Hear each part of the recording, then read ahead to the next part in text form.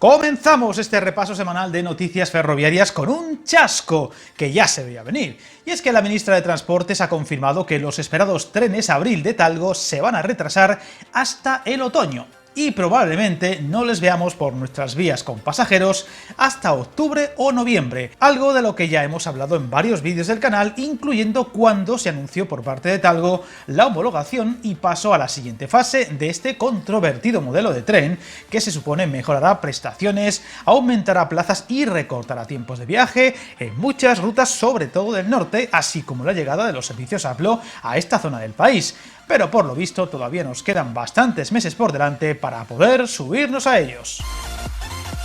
Y Vigo, y por extensión Galicia, están de enhorabuena, pues tras mucho tiempo sin avances significativos, por fin parece que España y Portugal trabajarán conjuntamente para sacar adelante y con la mayor rapidez posible la esperada conexión transfronteriza de manera simultánea, pues estos días hemos conocido el estudio informativo de la salida sur de la ciudad de Vigo, que coincide con la exposición e información pública del tramo Oporto-Coimbra, un espaldarazo que permite ser optimistas con este crucial trazado para unir ambos países por esta zona, prioritario para Portugal y que se une a los anuncios de esta semana en materia de avances en varias estaciones gallegas como las de Lugo, Ourense, La Coruña o Santiago, que van a ver en los próximos 2 años transformaciones muy profundas para ponerlas en el siglo XXI, una información que por cierto os ofreceré al detalle en un vídeo el próximo lunes.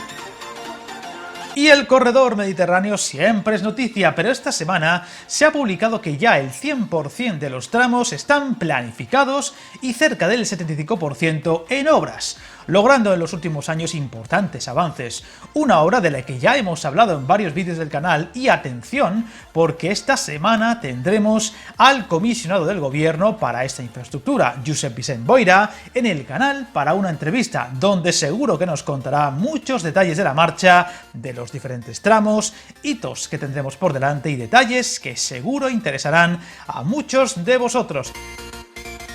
Estos días también se ha finalizado el informe de impacto ambiental de la línea de alta velocidad Castejón-Pamplona, una conexión que permitirá adelantar la puesta en servicio del tramo ferroviario que se encuentra parcialmente construido en el entorno de Castejón de Ebro. El Ministerio de Transportes introducirá algunas medidas y prescripciones en el estudio informativo en redacción como paso previo a someterlo a información pública en las próximas semanas. El objeto de la actuación es la conexión ferroviaria en la zona de Castejón de Ebro entre el tramo de alta velocidad Castejón-Pamplona y la línea convencional Casetas-Bilbao para poder llevar a cabo la puesta en servicio de dicho tramo de alta velocidad que se encuentra en obras y con anterioridad a la construcción de los tramos pendientes anterior y posterior a este, que se encuentran en otra fase de programación y que ya os conté en otro vídeo del canal. Viajar en tren nunca fue tan fácil. En trenes.com encuentra y reserva tus billetes de Renfe, Wigo, Irio y muchos otros países europeos. Vive experiencias únicas a bordo y recuerda, si vas sobre raíles,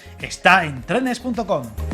Y marchándonos al sur, la ministra de Transportes anunciaba que el AVE podría llegar a Cartagena en 2026, así como la electrificación de la línea Cartagena-Chinchilla, que comenzaría, según palabras textuales, lo antes posible. Por tanto, todavía con mucha ambigüedad al no darse tampoco presupuestos. Y en cuanto a la alta velocidad, ha asegurado que ya se tiene la plataforma adjudicada y el proyecto está listo para lanzarse a la licitación, con ese horizonte de 2026 para su finalización al acogerse a los fondos europeos de recuperación y resiliencia. Un anuncio con mucha polémica en la zona al hacerse con tan pocos detalles y ser visto más como propaganda en tiempos electorales que como una realidad. Veremos cómo avanzan las cosas y te recuerdo que tienes un vídeo en el canal muy reciente hablando de esta conexión Cartagena-Murcia.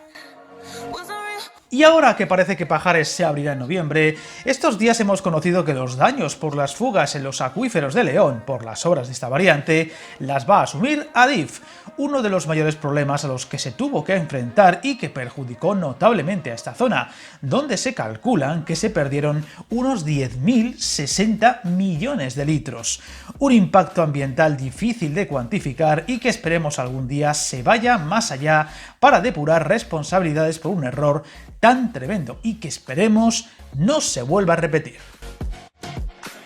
Y ya sabemos que Irio llegará a Albacete y Alicante el 2 de junio, con 4 frecuencias diarias, 2 por sentido, aunque en septiembre podría bajar alguna, siempre con la estación madrileña de Chamartín, Clara Campoamor, como inicio o final de trayecto, y lo hará unas pocas semanas después de que lo hiciera Wigo, por lo que esta ruta será la tercera del país que contará con todas las marcas compitiendo entre sí, así que estaremos muy atentos a su repercusión en viajeros y en precios. Y parece que los problemas en la línea Madrid-Sevilla se están convirtiendo en más que habituales. Hace una semana hablábamos de los retrasos en Toledo o la ruta Málaga-Sevilla, y estos días son noticia los que han ocurrido en Puerto Llano y Ciudad Real, ciudades que, recordemos, tienen servicios Avant, muy utilizados ahora por los abonos gratuitos que tienen un 50% de descuento en estos servicios, por lo que estos retrasos afectan a más viajeros que nunca. Todo hace pensar que estos frecuentes problemas se deben a las obras en el trazado, así como a lo justo de la flota de Renfe para estos servicios, por lo que habrá que tener paciencia y confiar en que Adif y Renfe eviten en la medida de lo posible más incidencias de este tipo, que coinciden además con el inicio de las primeras obras de renovación de esta línea para las mejoras en la estación de Ciudad Real.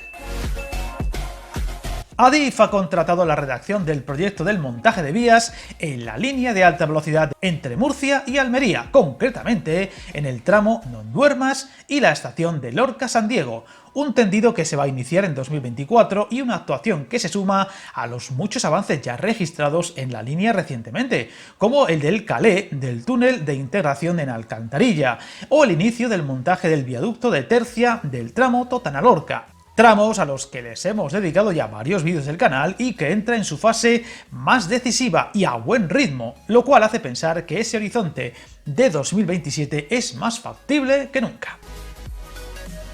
También ha comenzado la renovación de la línea entre Chamartín y Príncipe Pío, concretamente la línea convencional de unos 38,5 kilómetros que conecta las dos estaciones, línea que presta servicio de cercanías en la C3A, C7, C8 y C10 de las cercanías de Madrid. La renovación de la vía incluye la sustitución de todos los elementos que la componen, como el balasto, las traviesas, el carril y los desvíos, así como actuaciones en su sistema de electrificación y catenaria. Asimismo, se van a reemplazar las vías de los apeaderos del trazado y también se reforzarán infraestructuras como pasos superiores, taludes, terraplenes y túneles del recorrido, montando en algunos casos la vía en placa sobre hormigón. Y ojo, porque estos días se ha revelado que soterrar las vías del tren a su paso por Villarreal se ha catalogado como viable. El informe preliminar para estudiar esta solicitud avala la viabilidad técnica del propio soterramiento. Hablamos de un trazado de 3,8 kilómetros que discurriría en túnel durante 2,5, todo con un coste estimado de unos 227 millones de euros y que es catalogado desde el municipio como fundamental para su desarrollo urbanístico, tramo incluido en la futura línea de alta velocidad Valencia-Castellón, donde además se espera construir una nueva estación intermodal de mercancías y potenciar la movilidad en el área urbana. Y buenas noticias para Puente Genil, pues Renfe ha rectificado y mantendrá las paradas de trenes AVE actuales tras el amago de cancelar algunos de los servicios con la consiguiente protesta por parte del Ayuntamiento de la ciudad. Concretamente se trata de los trenes entre Málaga y Granada con Zaragoza y Barcelona, algo que iba a ocurrir a partir del 1 de junio y que ahora parece se va a mantener. Además, Adif ha confirmado que la interrupción del tráfico ferroviario entre Muriedas y Santander comenzará este mismo verano, unos trabajos que obligarán a hacer transbordos a los pasajeros cada día, y Renfe de momento no tiene diseñado el plan de transporte alternativo, por lo que habrá que estar muy pendientes las próximas semanas.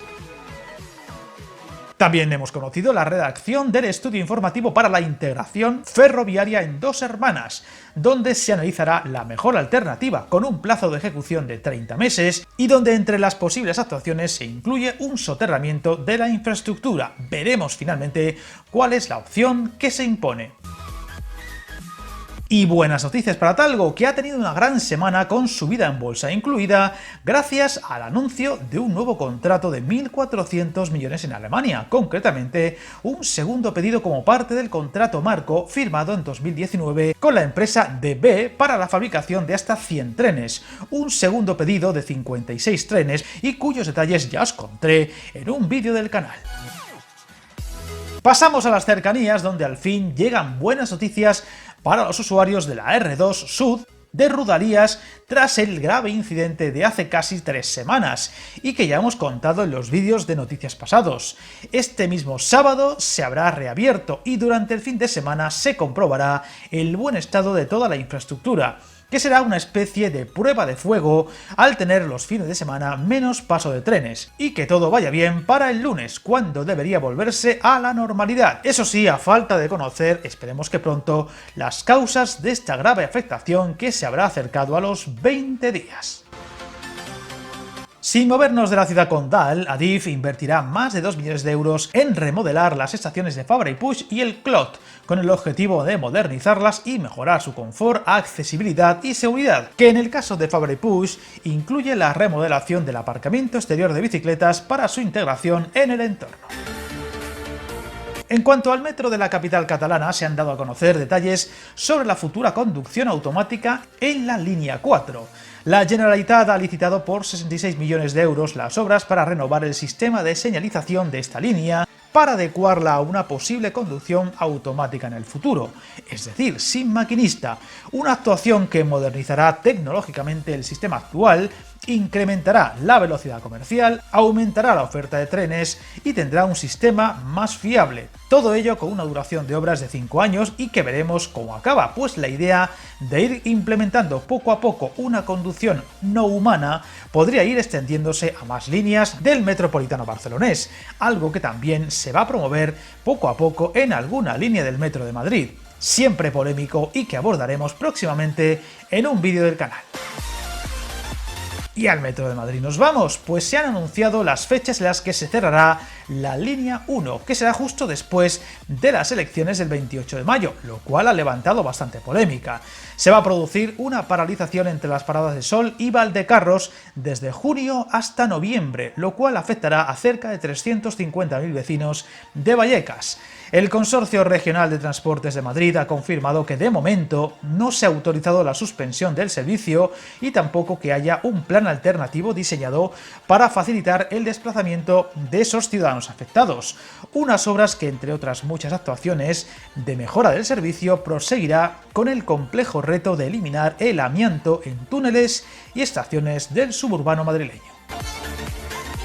Y Valencia ha anunciado la licitación de la renovación de vía de los tramos subterráneos de las líneas 3, 5, 7 y 9 de Metro Valencia. En total, una intervención que afectará a 17,7 kilómetros y que permitirá reparar y renovar los elementos más degradados de los túneles de la capital del Turia.